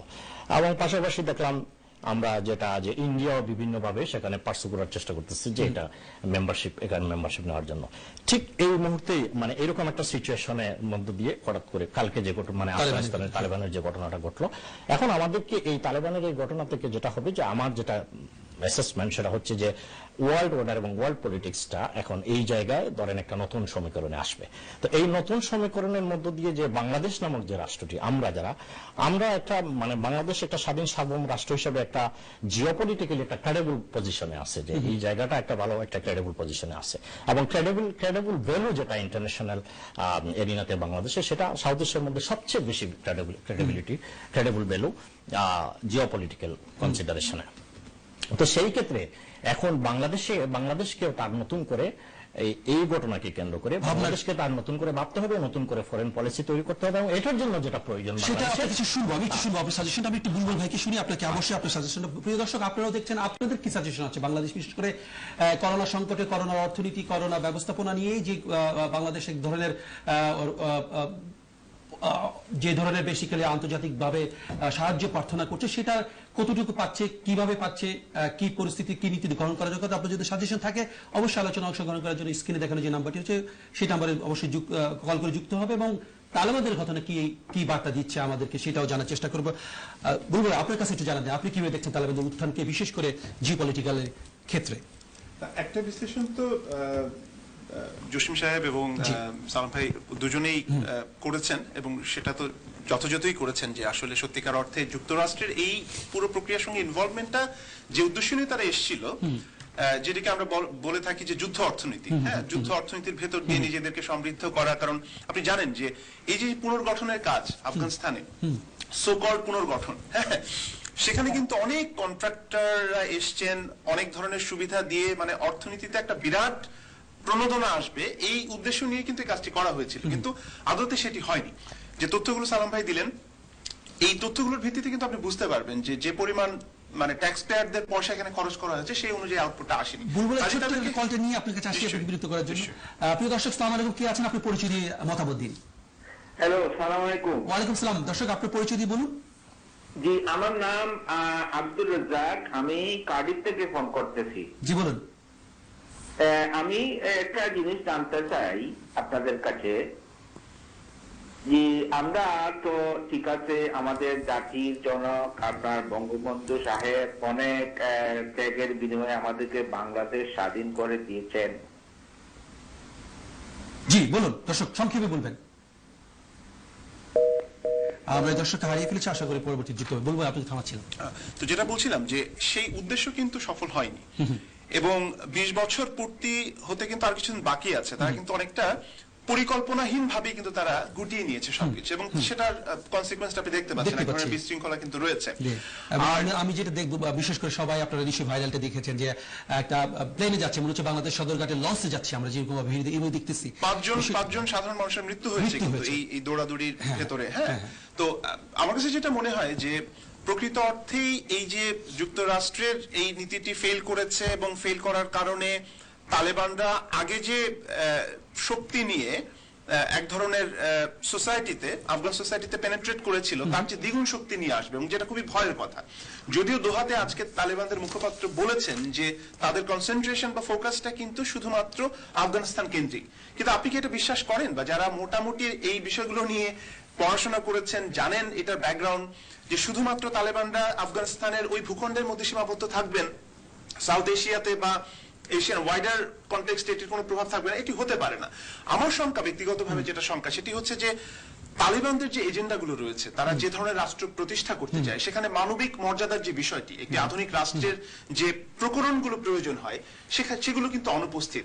এবং সে কারণে একজন নারী, তিনি শিক্ষায় শিক্ষিত হবেন কিনা, একজন মেডিকেল স্টুডেন্ট, তিনি শঙ্কা প্রকাশ করেছেন, বিবিসিতে তিনি সাক্ষাৎকার দিয়েছেন যে তার পড়ালেখা তিনি কন্টিনিউ করতে পারবেন কিনা, পোশাক আশাক থেকে শুরু করে। আপনি দেখুন, তালেবানরা যে রাষ্ট্র চায়, আফগানিস্তান কিন্তু মূলত, আপনি যদি ঐতিহ্যের দিকে তাকান বা তাদের হিস্ট্রি যদি দেখেন, তারা কিন্তু ভীষণ রকমের প্রগ্রেসিভ, কালচারালি এনরিচড একটা নেশন। তো সেখানে এই বিষয়গুলোকে চাপিয়ে দেওয়াটা ওই রাষ্ট্রের জন্য কতটুকু সুখকর হবে, সেটা কিন্তু যথেষ্ট প্রশ্ন সাপেক্ষ। কিন্তু আমরা কিন্তু যারা অবজেক্টিভলি বিষয়টা দেখতে চাই বা দেখার চেষ্টা করি, তাদের কাছে কিন্তু অনেকটা শাখের করাতের মতো। কেননা যুক্তরাষ্ট্র তারা গণতন্ত্র প্রতিষ্ঠা থেকে শুরু করে তালেবান বিহীন একটা রাষ্ট্র পুনর্গঠনের যে দায়িত্ব নিয়েছিল, সেখানে তারা মেজারেবলি ফেল করেছে। কেননা সেখানে হত্যাকাণ্ড হয়েছে, নারী শিশু থেকে শুরু করে, তাদের সেই ইন্টারভেনশনটাকেও কোনোভাবে আপনি সমর্থন করতে পারবেন না। আবার তালেবান এসে টেক ওভার করুক, সেটাও কিন্তু সমর্থনযোগ্য নয়। কেননা তারা অনেকটা শক্তি দিয়ে, অনেকটা পেশি শক্তি দিয়ে, গায়ের জোরে অস্ত্র দিয়ে কিন্তু তারা রাষ্ট্রকে শাসন করছে। গণতান্ত্রিক যে মূল্যবোধ, সেই মূল্যবোধ কিন্তু তালেবান শাসন আমলে বা তালেবানদের যে বলয়টা, সেখানে কিন্তু অনুপস্থিত। তো কাজেই সবাই কিন্তু একটা আতঙ্কের ভেতরে রয়েছে, এবং এই আতঙ্ক শুধুমাত্র আফগানদের আতঙ্ক সেটা আমি মনে করি না। এই আতঙ্কটা কিন্তু আশপাশের অনেক দেশে, সাউথ এশিয়ার জন্য কিন্তু একটা বড়। আপনি তো আসলে তখন আটকেছেন, আপনি একটু বলতে পারেন এই প্রসঙ্গে আরেকটু যুক্ত রাখে, আপনার কি মনে হয় যে তালেবানরা মানবিক মর্যাদা প্রতিষ্ঠা করতে পারবে না? দেখেন, আমরা গত 20 বছর ধরে আমরা দেখতেছি যে তালেবানরা তাদের মুভমেন্টটা কিভাবে করছে আফগানিস্তানে, এবং ইন্টারন্যাশনাল কমিউনিটি কিভাবে সেখানে ইন্টারভিউ করছে। সেই আলোকে আমরা যদি একটু বিচার করি, তালেবানরা কিন্তু আগের যে জায়গায় ছিল, শুরুতে তাদের মুভমেন্ট যে জায়গায় ছিল, সেই জায়গায় কিন্তু আর নেই। এখন আমরা আজকে পর্যন্ত আমরা যেটুকু দেখেছি, যে বুলবুল ভাই যেটা একটু আগে বললেন, যে তারা কিন্তু নারী শিক্ষা সহ বিভিন্ন মডারেট, যেটুকু এ পর্যন্ত, আমি তো বলতে পারবো না, কয়েকদিন পরে হয়তো আরো বোঝা যাবে স্টেপ বাই স্টেপ, বাট এই পর্যন্ত, আজকে পর্যন্ত যেটুকু আমরা দেখেছি, যেটুকু গবেষণা করেছি, সেখান থেকে যে তারা আগের জায়গায় আর নেই। যেমন তারা মডারেট ইসলামিক স্টেট করতে চাচ্ছে, তাদের যেটুকু বোঝা যাচ্ছে। কারণ শুধুমাত্র বলেছি তারা এইটুকু যে হিজাব থাকবে মেয়েদের, কিন্তু মেয়েরা সেখানে লেখাপড়া করতে পারবে, এবং গণতান্ত্রিকভাবে এই সমস্ত কিছু রাষ্ট্র পরিচালনা করার হয়তো বা তারা গণতন্ত্র, কি ধরনের গণতন্ত্র আপনি লক্ষ্য করছেন? হয়তো বা তারা, আমি বলছি যে সেটা এখনো ক্লিয়ার না, সেটা সময় হয়তো বলে দিবে। আর একটু হয়তো গণতন্ত্র যদি কথা বলি, আমরা শুনেছি তাদের মুভমেন্টে আপনি দেখেন যে তারা যখন আপনার প্রতিটি শহর, প্রিয় দর্শক, আপনারা কি মনে করেন তালেবান যে সরকার গঠন করছে, সেটা কি আসলে গণতন্ত্র?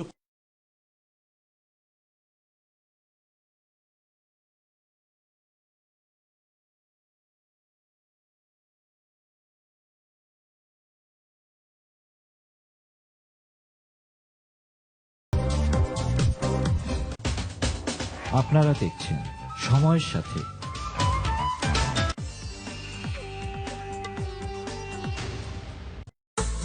Whether it's a weekend adventure or a midweek commute, we've got you covered. With 10% of new customers paying £170 or less, and features like our uninsured driver promise that helps protect your no-claims discount and excess if involved in an accident with an uninsured driver, now is the time to switch to Co-op Car Insurance. Switch to us today by searching Co-op Car Insurance. Co-op, it's what we do. Introducing Contour Legacy Leg Pillow from JML. The soft, ergonomically shaped pillow contours to your body to provide great comfort while you sleep. Place it between your legs to help keep your hips, knees and legs supported and aligned. The memory foam never loses its shape and its ventilated design helps keep you cool and dry through the night. Enjoy great comfort and a great night's sleep with Contour Legacy Leg Pillow from JML. Only $19.99 from Asda, Argos, Robert Dias and Wilco.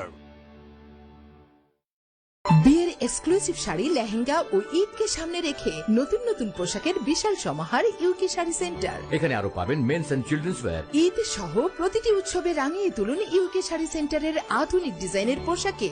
আপনার আমার সবার প্রিয় UK sari centre, Whitechapel, London. Sale sale sale 10 August থেকে এক সপ্তাহ white চ্যাপেলের রানীতে চলছে মাছ, মাংস, তাজা সবজি ও ফলমূলে বিশাল সেল। মনে রাখবেন, এই সেল চলবে শুধুমাত্র এক সপ্তাহের জন্য। Rani's, Whitechapel, London. A hidden gem in Birmingham. Shahi Masala, an exclusive grand dining experience with a choice of more than 100 dishes. Every dish is carefully prepared by our team of expert chefs. Shahi Masala is for you and your family. A perfect venue for any wedding or party. Visit Shahi Masala and experience the difference. Shahi Masala, Ward End, Birmingham. ঐতিহ্যবাহী CNS home স্টোরের পক্ষ থেকে সবাইকে Christmas ও নতুন বছরের শুভেচ্ছা। প্রতিবারের মতো নিউ ইয়ার সেলে থাকছে huge discount on many selected product. সব ধরনের হোম প্রোডাক্ট, কেটারিং ও ইলেকট্রনিক সামগ্রীর জন্য সিএনএস হোম স্টোরের জুড়ে নেই। নতুন বছরের নতুন সাজ নিয়ে আসতে সিএনএস হোম স্টোরের এই নিউ ইয়ার সেলের সুবর্ণ সুযোগ নিন। We've been serving the community for the last 45 years and we look forward to serving you for many more years to come. গৌরবের 45 বছর, সিএনএস হোম স্টোর, সোহো রোড, বার্মিংহাম। প্রিয় তারকার প্রিয় চলচ্চিত্র দেখুন এনটিভিতে।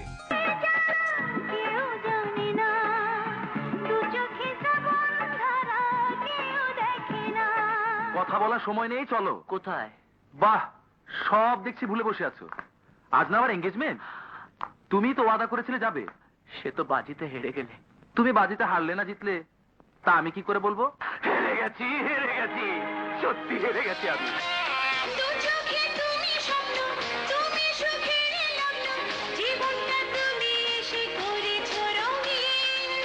আর কিছু বুঝি না, আর কিছু খুঁজি না, তোমাকে ছাড়া চোখে আর কিছু দেখি। সে কি টাকার প্রয়োজন? তুমি আমাকে বললে না কেন? তোমার কাছে যে এত টাকা থাকতে পারে তা আমি কখনো ভাবিনি। কিন্তু এই মিথ্যে অপবাদ নিয়ে আমরা কেন তিলে তিলে মরবো? বাঁচার তো কোনো পথ নেই আকাশ। তাই বলে অনাহারে থেকে মৃত্যুর কাছে আত্মসমর্পণ? আপনার প্রিয় তারকার জনপ্রিয় বাংলা ছায়াছবি দেখবেন সোমবার থেকে বৃহস্পতিবার সকাল 11টায় শুধুমাত্র এনটিভিতে। শাহবাগ জামিয়া মাদানিয়া কাসিবুল উলুম মাদ্রাসা এতিমখানা সিলেট জেলার জকিগঞ্জ উপজেলাধীন শাহবাগে অবস্থিত। বর্তমানে প্রায় 500 এতিম সহ 1500 ছাত্রছাত্রী হিফজে কোরআন সহ দাওরায়ে হাদিস পর্যন্ত ইলমে দ্বীন অর্জন করছে। এতিম ও গরিব ছাত্রদের থাকা, খাওয়া, কাপড় এবং চিকিৎসার খরচ মাদ্রাসার পক্ষ থেকে বহন করা হয়। পাশাপাশি মাদ্রাসার বিভিন্ন উন্নয়নমূলক কাজ, বিশেষ করে বিল্ডিং নির্মাণ প্রকল্প অব্যাহত রয়েছে। বৃহস্পতিবার বিকেল 5:30 থেকে এনটিভিতে লাইভ ফান্ডরাইজিং এর আয়োজন করা হয়েছে।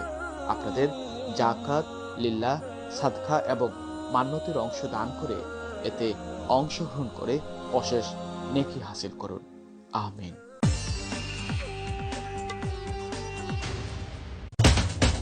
আপনারা দেখছেন সময়ের সাথে।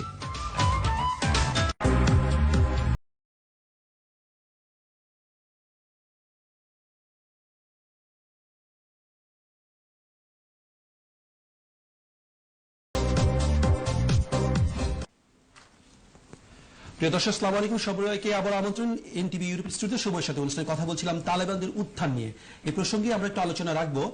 আপনারা নিশ্চয়ই জানেন তালেবানরা পুনরুত্থিত হয়েছে এবং ক্ষমতা দখল করেছে কাবুলের, এবং একে কেন্দ্র করে কিছু আলোচনা যেটা রয়েছে সেই বিষয়টা নিয়ে আমরা আলোচনা করছিলাম, বিশেষ করে বাংলাদেশের প্রেক্ষাপটে অথবা সাউথ এশিয়ার প্রেক্ষাপটে কি ধরনের প্রভাব বিস্তার করতে পারে। বিশেষ করে জঙ্গিবাদ এক ধরনের বিষয় রয়েছে যেটাকে বাংলাদেশকে আগেও ভুগিয়েছিল, এখন হয়তোবা তালেবানের উত্থানের পরে কি ধরনের ভূমিকা তারা করে সেটা দেখার বিষয়। বিশেষ করে আমরা দেখেছি যে ডিএমপি কমিশনার পর্যন্ত বলেছে যারা তালেবানদের আমন্ত্রণে বা ঘোষণায় দেশ ত্যাগ করবে ফিরে আসার পরে তাদেরকে গ্রেফতার করা হবে, এবং আগেও আমরা দেখেছি বাংলাদেশ থেকে অনেকেই এর সাথে যুক্ত হতে। এই বিষয়টি নিয়ে কথা বলবো, কথা বলার জন্য আমরা যুক্ত করে নেব জসিম আলী চৌধুরীকে। তার আগে আপনাদেরকে জানিয়ে রাখি আপনারা অংশগ্রহণ করতে পারবেন অবশ্যই স্ক্রিনে দেখানো যে নাম্বারটি রয়েছে সেই নাম্বারে ফোন করে। জসিম আলী চৌধুরী, আপনাকে এই তালেবান প্রসঙ্গে নিয়ে আপনাকে আবার একটু যুক্ত করতে চাই। আপনি যদি আমাদেরকে একটু বলেন, আসলে তখন আপনি একটু ব্যাখ্যা দিয়েছিলেন, কিন্তু একটু বাংলাদেশে আসলে কি ধরনের প্রভাব বিস্তার করতে পারে এবং বাংলাদেশ কি ধরনের প্রকৌশল নিতে পারে এই মুহূর্তে। খালেদ ভাই ধন্যবাদ।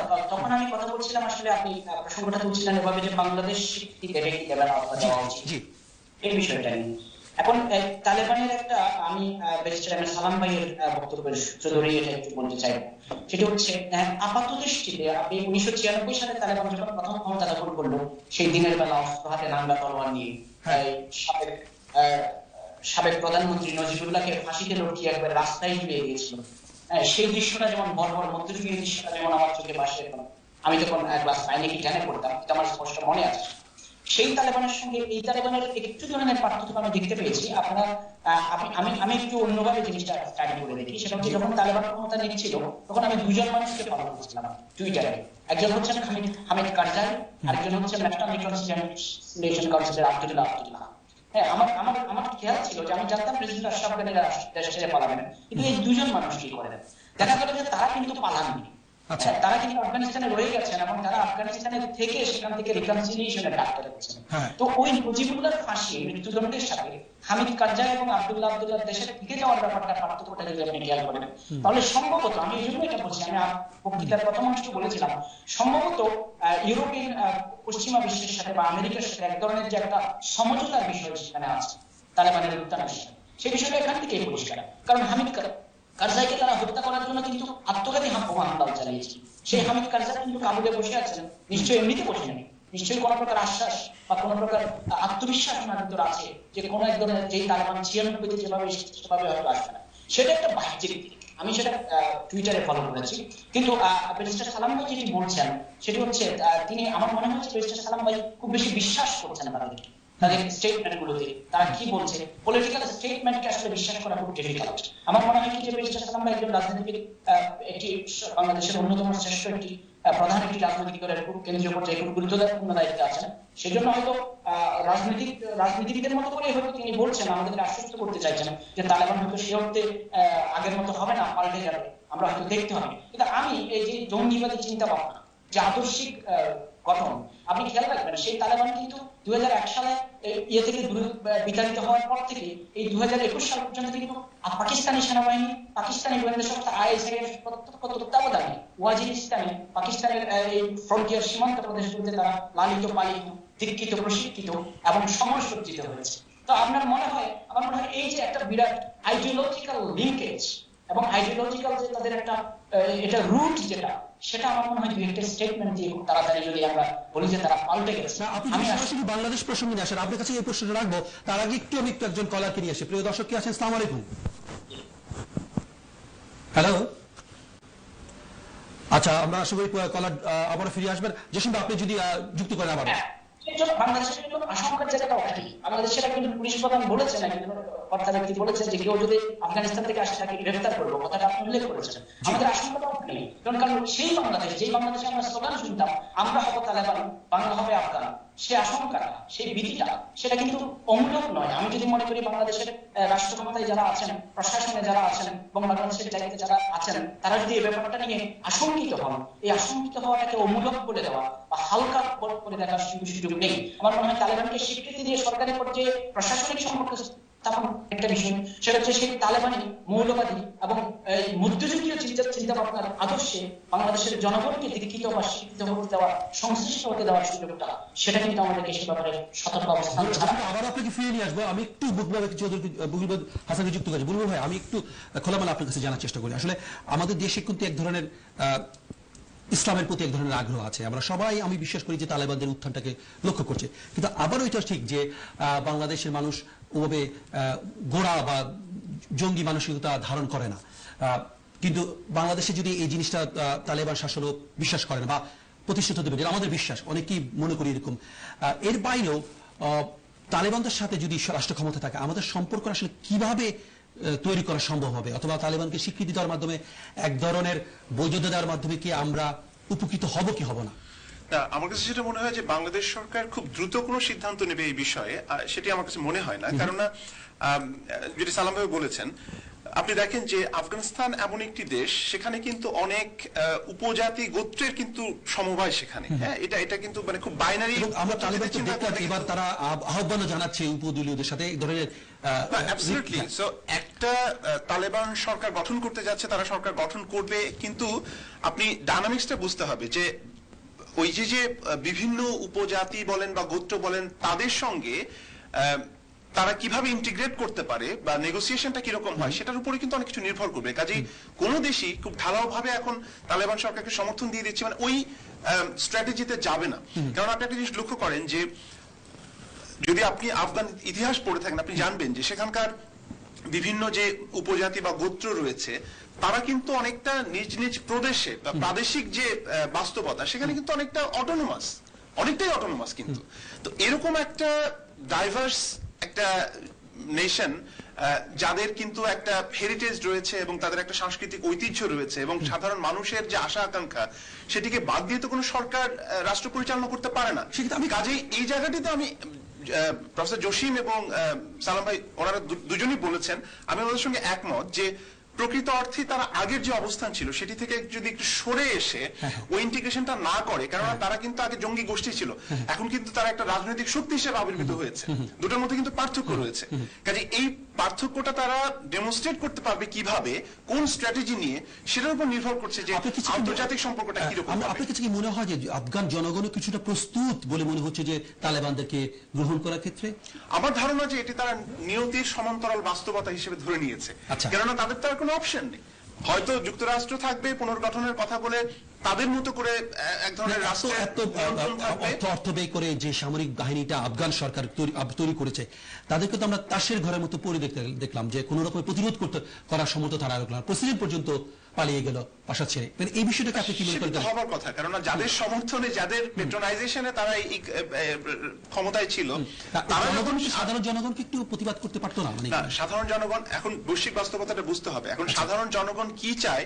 আপনার কি মনে হয় যে যুক্তরাষ্ট্রের যারা আপামর জনগণ, সংখ্যাগরিষ্ঠ জনগণ, তারা কিন্তু এই ইরাক যুদ্ধ বলেন, আফগানে সৈন্য পাঠানো বলেন, তাদের ট্যাক্সের পয়সায় এই কাজগুলো করার ব্যাপারে সমর্থন আছে কি নেই, এটার কি কোনো পরিসংখ্যান আপনার কাছে আছে? আমি তো বিশ্বাস করি যে সাধারণ জনগণ যুক্তরাষ্ট্রের বা এমনকি এই দেশের, আপনি যদি একটা রেফারেন্ডাম দেন, এই যে অপচয়টা বা এই যে ইন্টারভেনশনটা তারা কিন্তু সমর্থন করবে না।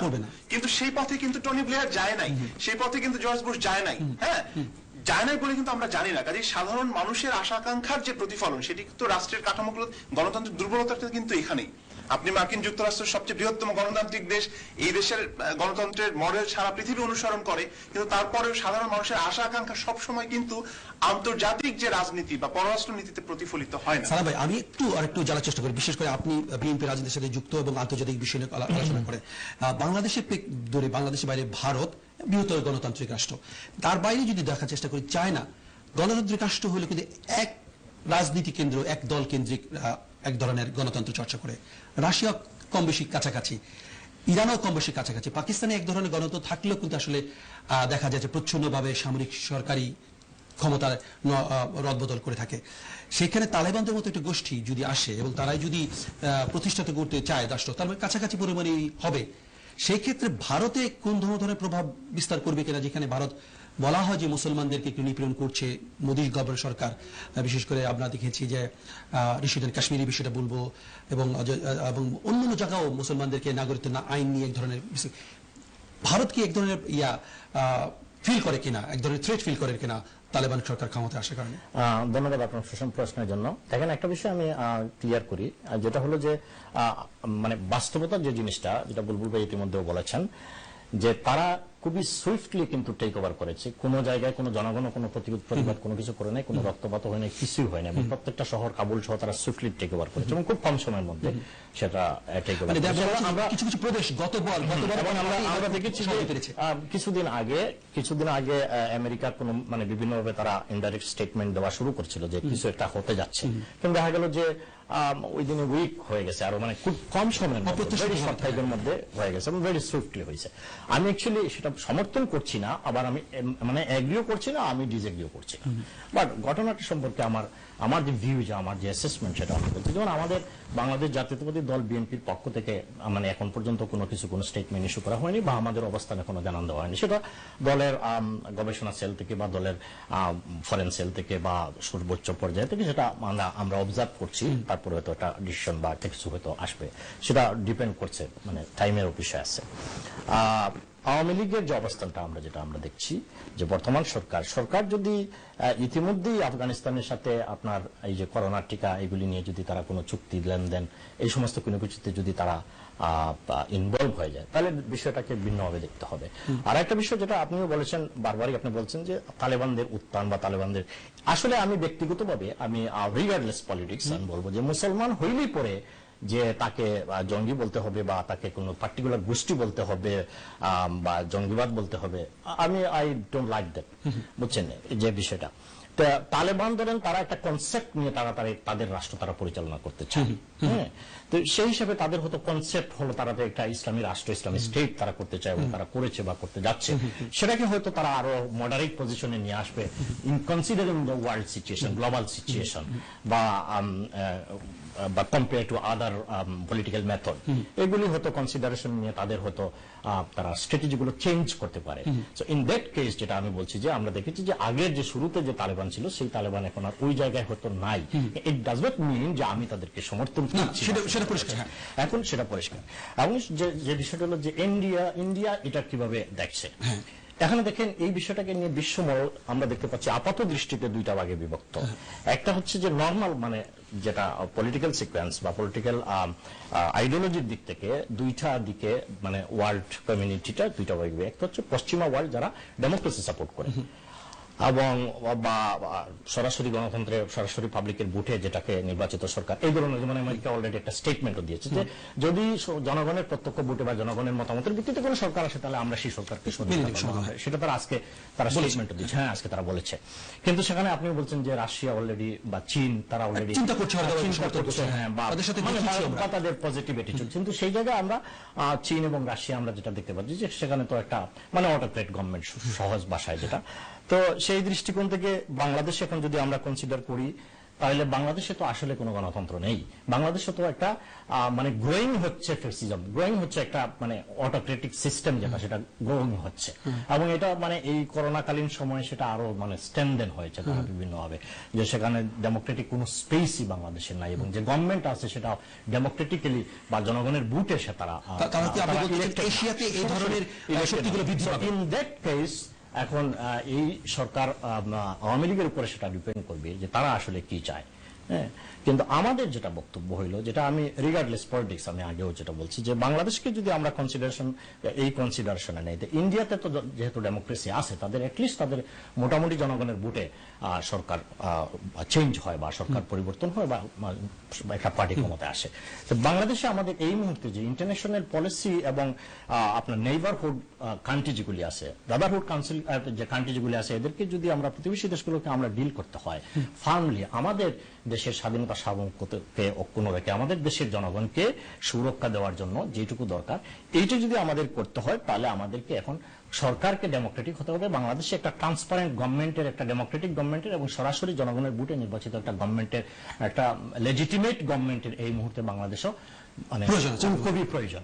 আদারওয়াইজ বাংলাদেশ এই যে আপনি আগে যে কথাটি বলেছেন যে রোহিঙ্গাদেরকে আগে ইয়ে দিছিল, এখন কিছু শরণার্থী যেতে চায়, সেখানে আমেরিকা প্রেশার দিয়েছে যে তোমরা এদেরকে জায়গা দিতে হবে, তারা বলছে যে আমরা দিতে পারবো না, আমরা রোহিঙ্গা নিয়ে আইসিসি আসি, আমরা দিতে পারবো না। তো এই যে নেগোসিয়েশন যেটা, সেটার জন্য বাংলাদেশের যদি একটা লেজিটিমেট গভর্নমেন্ট থাকে, একটা লেজিটিমেট পার্লামেন্ট থাকে, জনগণের সেখানে যদি ইনভলভমেন্ট থাকে, তাহলে শক্তিশালী একটা গভর্নমেন্ট হয়, ডেমোক্রেসি সেখানে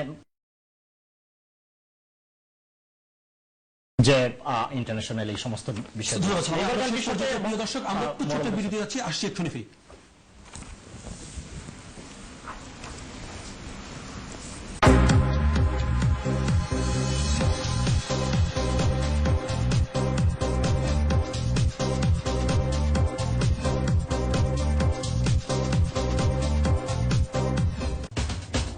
আপনারা দেখছেন সময়ের সাথে।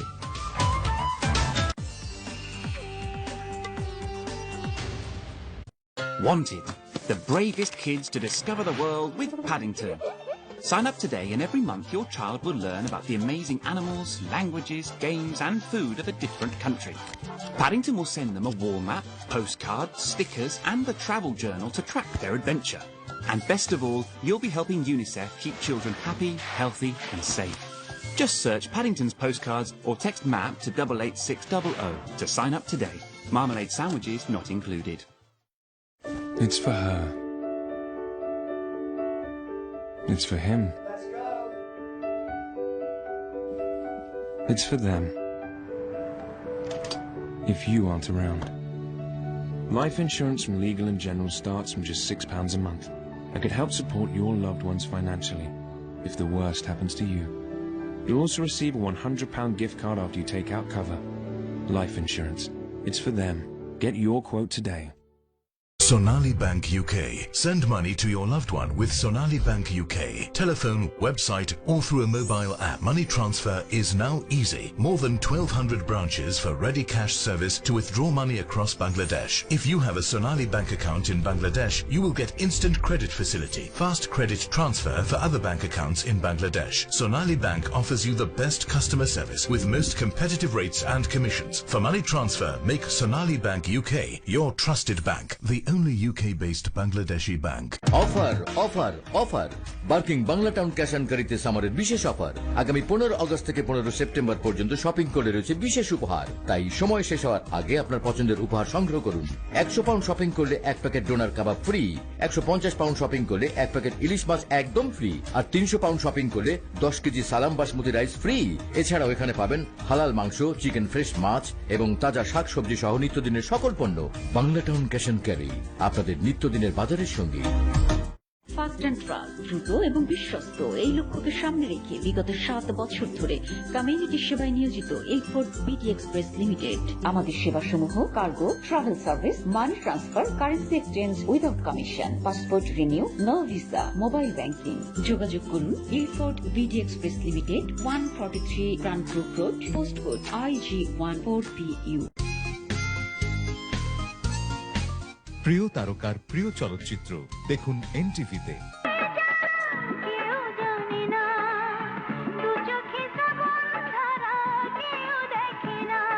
কথা বলার সময় নেই, চলো। কোথায়? বাহ, সব দেখছি ভুলে বসে আছো। আজ না আমার এঙ্গেজমেন্ট। তুমি তো ওয়াদা করেছিলে যাবে। সে তো বাজিতে হেরে গেলে। তুমি বাজিতে হারলে না জিতলে তা আমি কি করে বলবো? হেরে গেছি, হেরে গেছি, সত্যি হেরে গেছি আমি।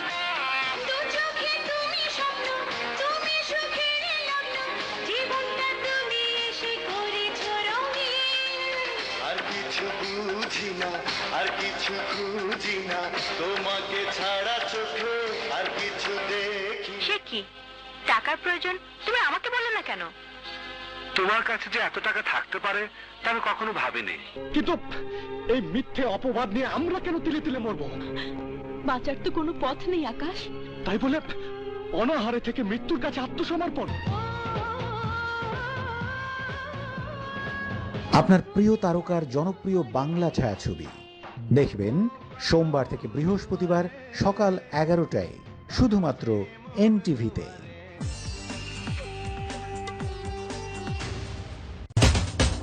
আপনারা দেখছেন সময়ের সাথে।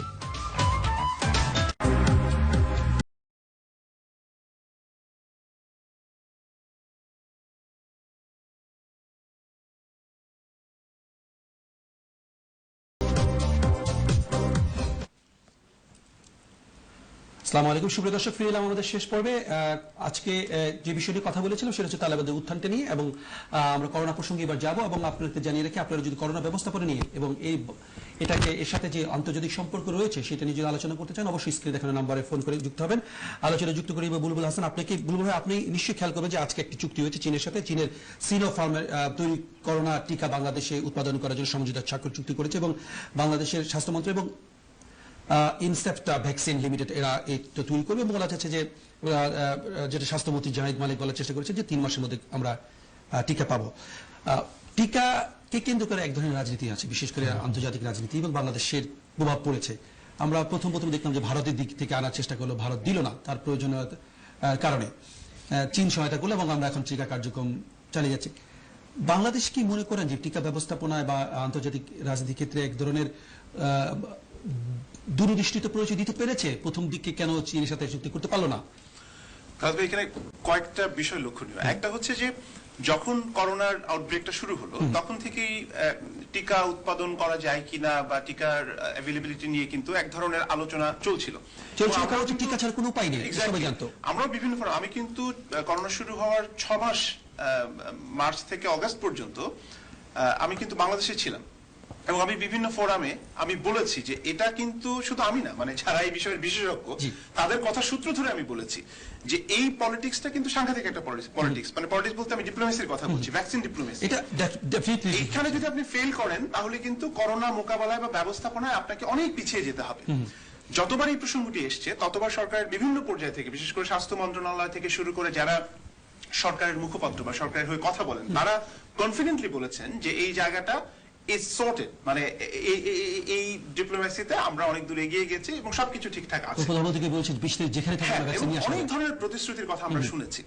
এখন অনিশ্চয়তার তো সময় এটা। হ্যাঁ, আমি বেনিফিট অফ ডাউট দিলাম যে না ঠিক আছে, ওনারা হয়তো তাদের কাজটি করেছেন কিন্তু শেষ পর্যন্ত এটি হয়নি। তাহলে আপনার প্ল্যান বি কি? যে কোনো সরকার, যে কোনো রাষ্ট্র পরিচালনার ক্ষেত্রে আপনার প্ল্যান এ থাকলে বি থাকতে হবে, সি থাকতে হবে, এভাবে করে আপনার অল্টারনেটিভ প্ল্যানগুলো নিয়ে যেতে হবে। কিন্তু আমরা যখন ভারতের কাছ থেকে টিকা পেলাম না, প্রথম কথা হচ্ছে ভারতের কাছ থেকে যে টিকা আমরা পেলাম না, হঠাৎ করে যে বন্ধ হয়ে গেল, কি চুক্তি ছিল এবং সেই চুক্তির মধ্যে তারা এভাবে বন্ধ করতে পারে কিনা, এই বিষয়গুলো কিন্তু খুবই অস্পষ্ট। মানে এত বড় একটা সংকট, এত বড় একটা মহামারীতে এখানে যে ট্রান্সপারেন্সিটা দরকার হয় সেই ট্রান্সপারেন্সিটা কিন্তু আমরা কোথাও দেখিনি। শুধুমাত্র করোনা নয়, স্বাস্থ্য ব্যবস্থাপনার প্রত্যেকটা জায়গায় যে ধরনের স্বচ্ছতা নিয়ে আসলে একজন নাগরিক হিসেবে আপনি প্রশ্ন রাখতে পারবেন, সেই প্রশ্নগুলো রাখার কিন্তু জায়গা নেই। কেননা বারবার আপনাকে প্রতিশ্রুতি শুনতে হচ্ছে এবং ব্যবস্থাপনায় বারবার আমরা কিন্তু দেখছি যে এক ধরনের লুকোচুরি। যেমন ভ্যাকসিন যে আনা হচ্ছে, কোন দেশ থেকে কোন ভ্যাকসিন আনা হচ্ছে, সেটার দাম কত, তাকে আপনি দিচ্ছেন। বরিস জনসন তার পরিচিত একটা কোম্পানিকে পিপির কন্ট্রাক্ট দিয়েছিল, পার্লামেন্টারি স্ট্যান্ডিং কমিটি থেকে শুরু করে প্রত্যেকটা জায়গায়, মিডিয়া থেকে শুরু করে বিভিন্ন ফোরামে তাকে কিন্তু একেবারে মানে নাস্তানুবোধ করে ছাড়া হয়েছে। হ্যাঁ, যে আপনি কিভাবে আপনার পরিচিত লোকজনকে দিচ্ছেন। সে বারবার বলার চেষ্টা করছে যে এই সংকটে আসলে ওইভাবে টেন্ডার করে যে প্রসেস মেনটেন করে করার কথা ছিল সেই সময়টা আমাদের ছিল না। তাকে কিন্তু ব্রিটিশ জনগণ ছাড়েনি, বা বিভিন্ন যে ওয়াচডগ যারা রয়েছে তারা কিন্তু ছেড়ে কথা বলেনি। বাংলাদেশে এই জায়গাটা কোথায়?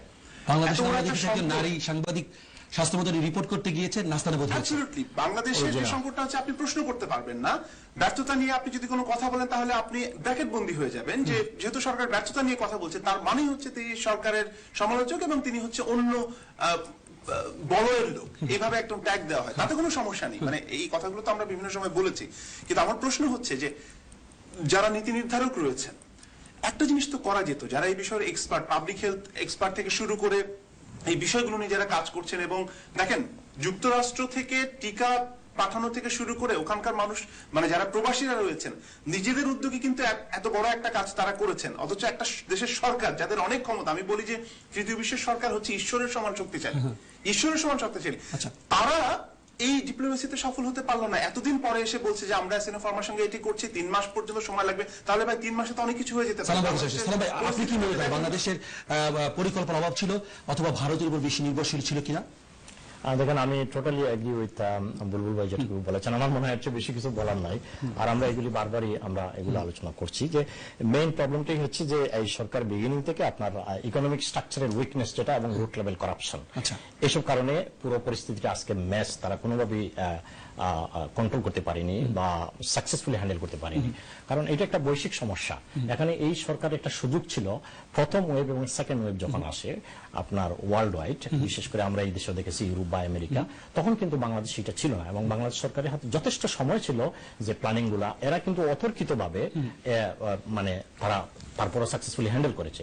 কিন্তু বাংলাদেশের হাতে কিন্তু এই সুযোগটা ছিল, অনেকটা সময় তারা পেয়েছিল। বাই দিস টাইম তারা সমস্ত কিছু অর্গানাইজ করতে পারতো, ইকোনমিক্যাল সাইড বলেন, আপনার মেডিসিন বা মেডিকেল সাইড বলেন, প্রতিটি সেক্টরকে তারা সুন্দরভাবে সাজাতে পারতো যদি সরকার সেখানে ট্রান্সপারেন্ট হতো। কিন্তু মেইন প্রবলেমটা হচ্ছে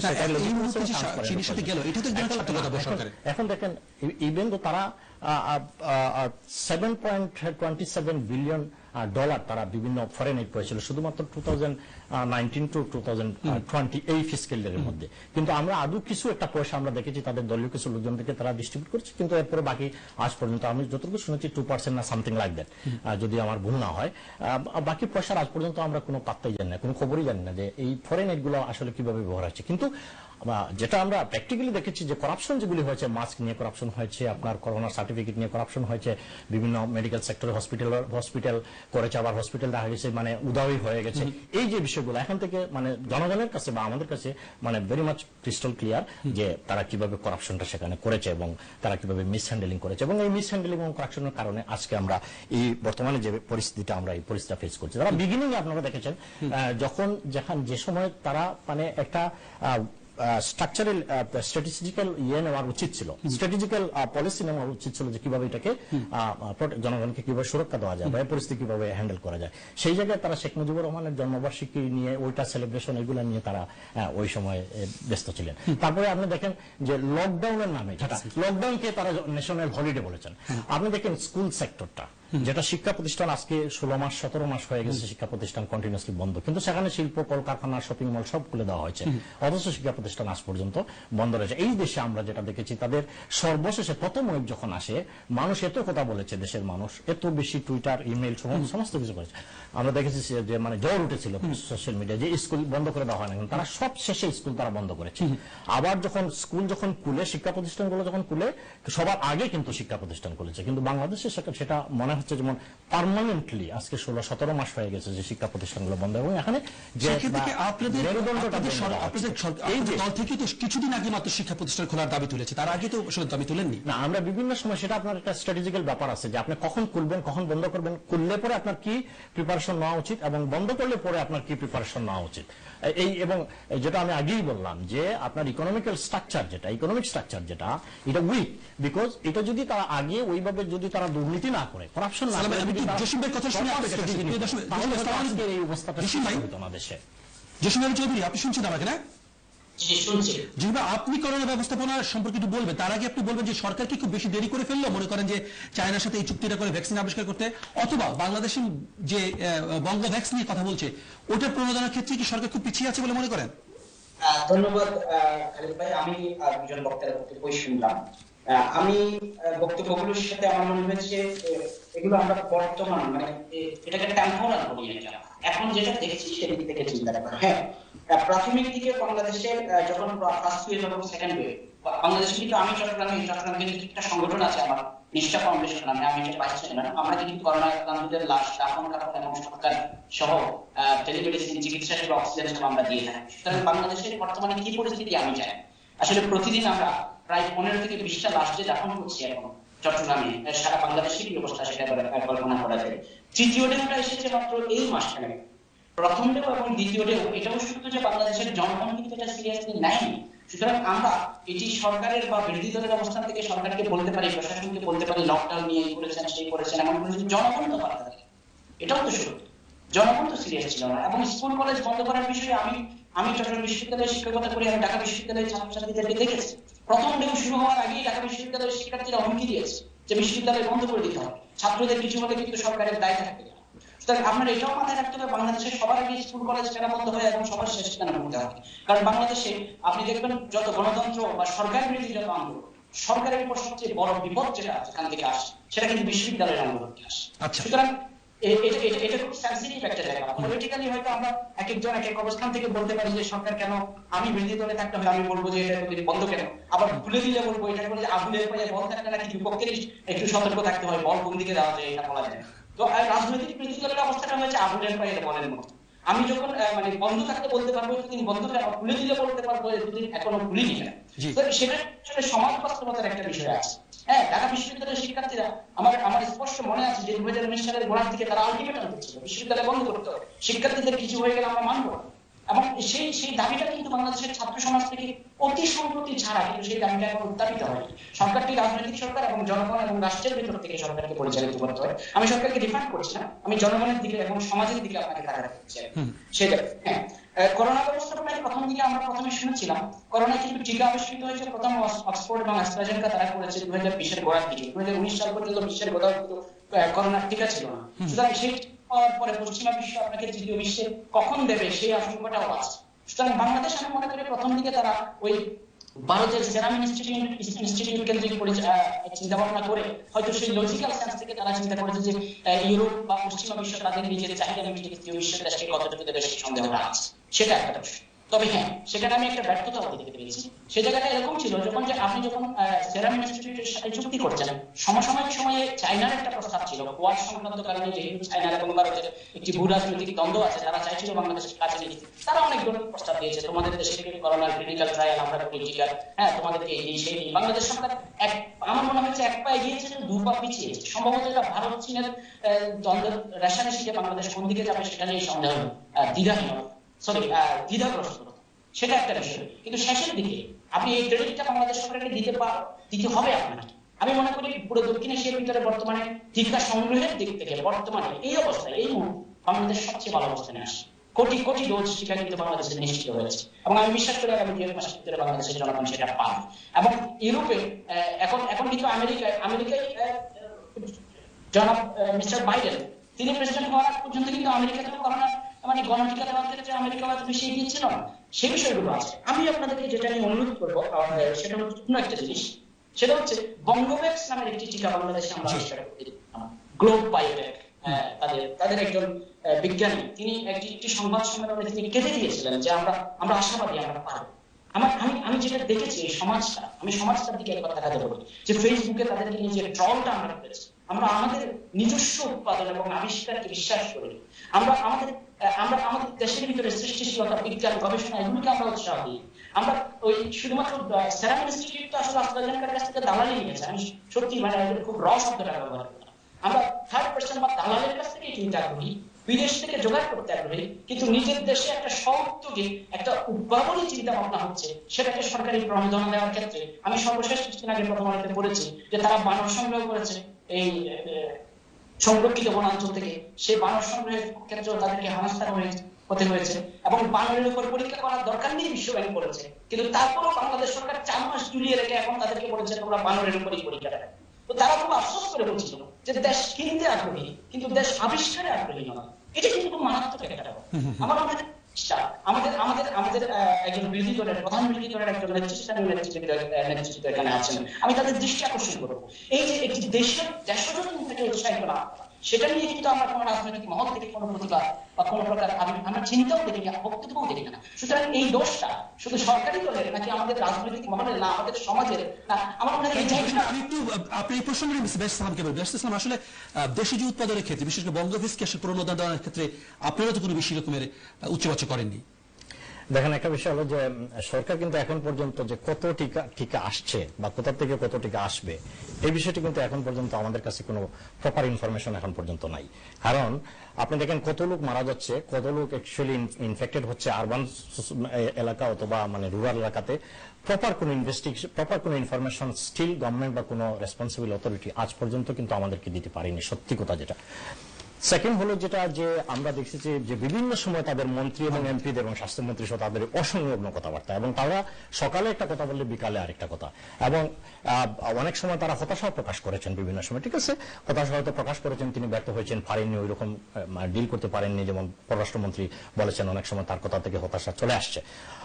কিন্তু তারপরে আমরা এই যে বিষয়টা যেটা মানে রিসেন্টলি যে 7 আগস্ট থেকে তারা মানে মাস টিকা গণটিকা যেটা তারা শুরু করবেন যে কার্যক্রম, এবং প্রতি মাসে 1 কোটি টিকা দিবেন, কিন্তু আসলে তো এখন পর্যন্ত আমাদের কাছে বা জনগণের কাছে তো কোনো ক্লিয়ার মেসেজ নাই যে আদৌ তারা কত কোটি আনছেন। কারণ একটা ইনফরমেশন যেটা জাহিদ সাহেব যেটা আপনার স্বাস্থ্যমন্ত্রী যারা বলেছেন যে যদি 18 বছরের উপরে হয় তাহলে 18 বছরের উপরে প্রায় ধরেন 14 কোটি লোক আছে, তাহলে 18 বছরের উপরে যদি হয় 14 কোটি যদি লোক থাকে তাহলে ডাবল ডোজ হলে 28 কোটির টিকার প্রয়োজন, আর যদি 25 হয় তাহলে ধরেন 20 কোটি লোক আছে, 10 কোটি লোক আছে, আপনার 20 কোটি ইয়ার প্রয়োজন আছে। কিন্তু আমরা তো টোটাল ফিগারটা এখন পর্যন্ত পাচ্ছি না।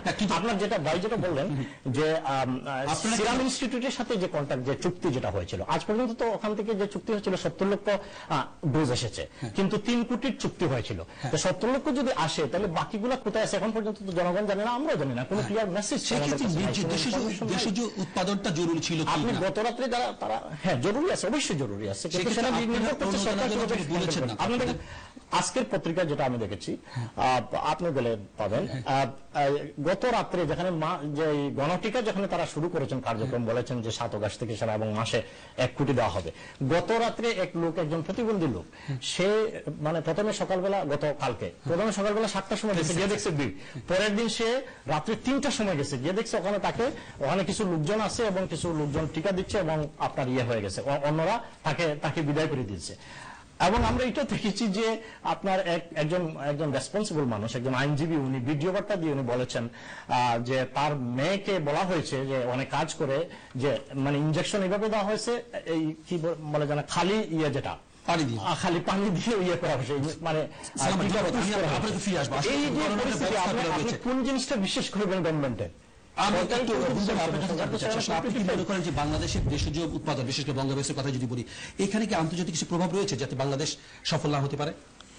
আচ্ছা, এই প্রশ্নের উত্তরে যাওয়ার আগে আমি প্রফেসর জসিম যেটি বলছেন আমি একটু দ্বিমত পোষণ করি। তার কাছে মনে হচ্ছে যে ভ্যাকসিনেশনের যে কার্যক্রম যত সংখ্যা দেওয়া হয়েছে হ্যাঁ সেই সংখ্যাটা নিয়ে উনি তৃপ্ত, কিন্তু আমি তৃপ্ত না। তার কারণ হচ্ছে যে আপনি 18, 19, 20 কোটি মানুষের দেশ, আপনি যদি ভাবে চিন্তা করেন 2 কোটিতেও পৌঁছায় নাই, মানে 2 ডোজ দিয়েছেন 1.5 কোটি হচ্ছে সংখ্যা। আপনি তাহলে পার্সেন্টেজ হিসাব করেন, আপনার কি মনে হয় যে আমরা অগস্ট মাস পার করছি, ভ্যাকসিন দেওয়া শুরু হয়েছে ফেব্রুয়ারি মার্চ থেকে, এই পুরো সময়টাতে কি আপনি পার্সেন্টেজের হিসাবে আপনি সংক্রমণ রোধের জন্য যে পরিমাণ ভ্যাকসিনেশন দেওয়া দরকার যেটা আমাদের প্রত্যাশা ছিল সেই অনুযায়ী করতে পেরেছে? পারেনি। তো আমার কাছে যেটা মনে হয় যে ওনার ওই পয়েন্টের সাথে আমি একমত যে এই যে দেশীয় প্রযুক্তি, এখানে তো সরকার গণস্বাস্থ্যের যে টিকা এটি নিয়ে যা কিছু হয়েছে এরপরে আপনি কি করে আরো উৎসাহ পাবেন? আপনার কাছে কি মনে হয় কি আন্তর্জাতিক কোনো প্রভাব রয়েছে কিনা আমাদের মানে আন্তর্জাতিক ব্যবসার ক্ষেত্রে? ধরেন চীন তার ব্যবসার কারণে হয়তো বা বাংলাদেশের বঙ্গবন্ধুকে প্রণোদনে দিতে সরকার উৎসাহিত করেনি তো? না, সেটা তো ছিলই। আসলে ভারতের উপরে নির্ভরতা এবং প্ল্যান বি না রাখাটা এটা একটা বড় ভুল বলে আমি মনে করি। যেটা ভুল সেটা স্বীকার করতেই হবে। এখন আপনি যদি গ্লাসের, আমাদের সমস্যা হয়ে গেছে গ্লাস তো হাফ ফুল, হ্যাঁ, এখন কেউ মনে করছে যে এটা পরিপূর্ণ, অর্ধেক পূর্ণ, আবার কেউ মনে করছে যে এটা অর্ধেক খালি। ধন্যবাদ। আমরা কথা বলছিলাম তালেবানের উত্থান এবং করোনা মোকাবেলায় আন্তর্জাতিক সম্পর্ক নিয়ে, সাথে ছিলেন ব্যারিস্টার এম.এ. সালাম, আন্তর্জাতিক সম্পর্ক সম্পাদক বিএনপি সেন্ট্রাল কমিটি, সাথে ছিলেন বুলবুল হাসান, এডিটর সাউথ এশিয়া, এবং ছিলেন Jasim Ali Chowdhury, associate professor, university of Chittagong. প্রিয় দর্শক, এতক্ষণ সঙ্গে থাকার জন্য ধন্যবাদ। আগামী পর্বে দেখা হবে। এ প্রত্যাশায় শুভরাত্রি। আসসালামু আলাইকুম।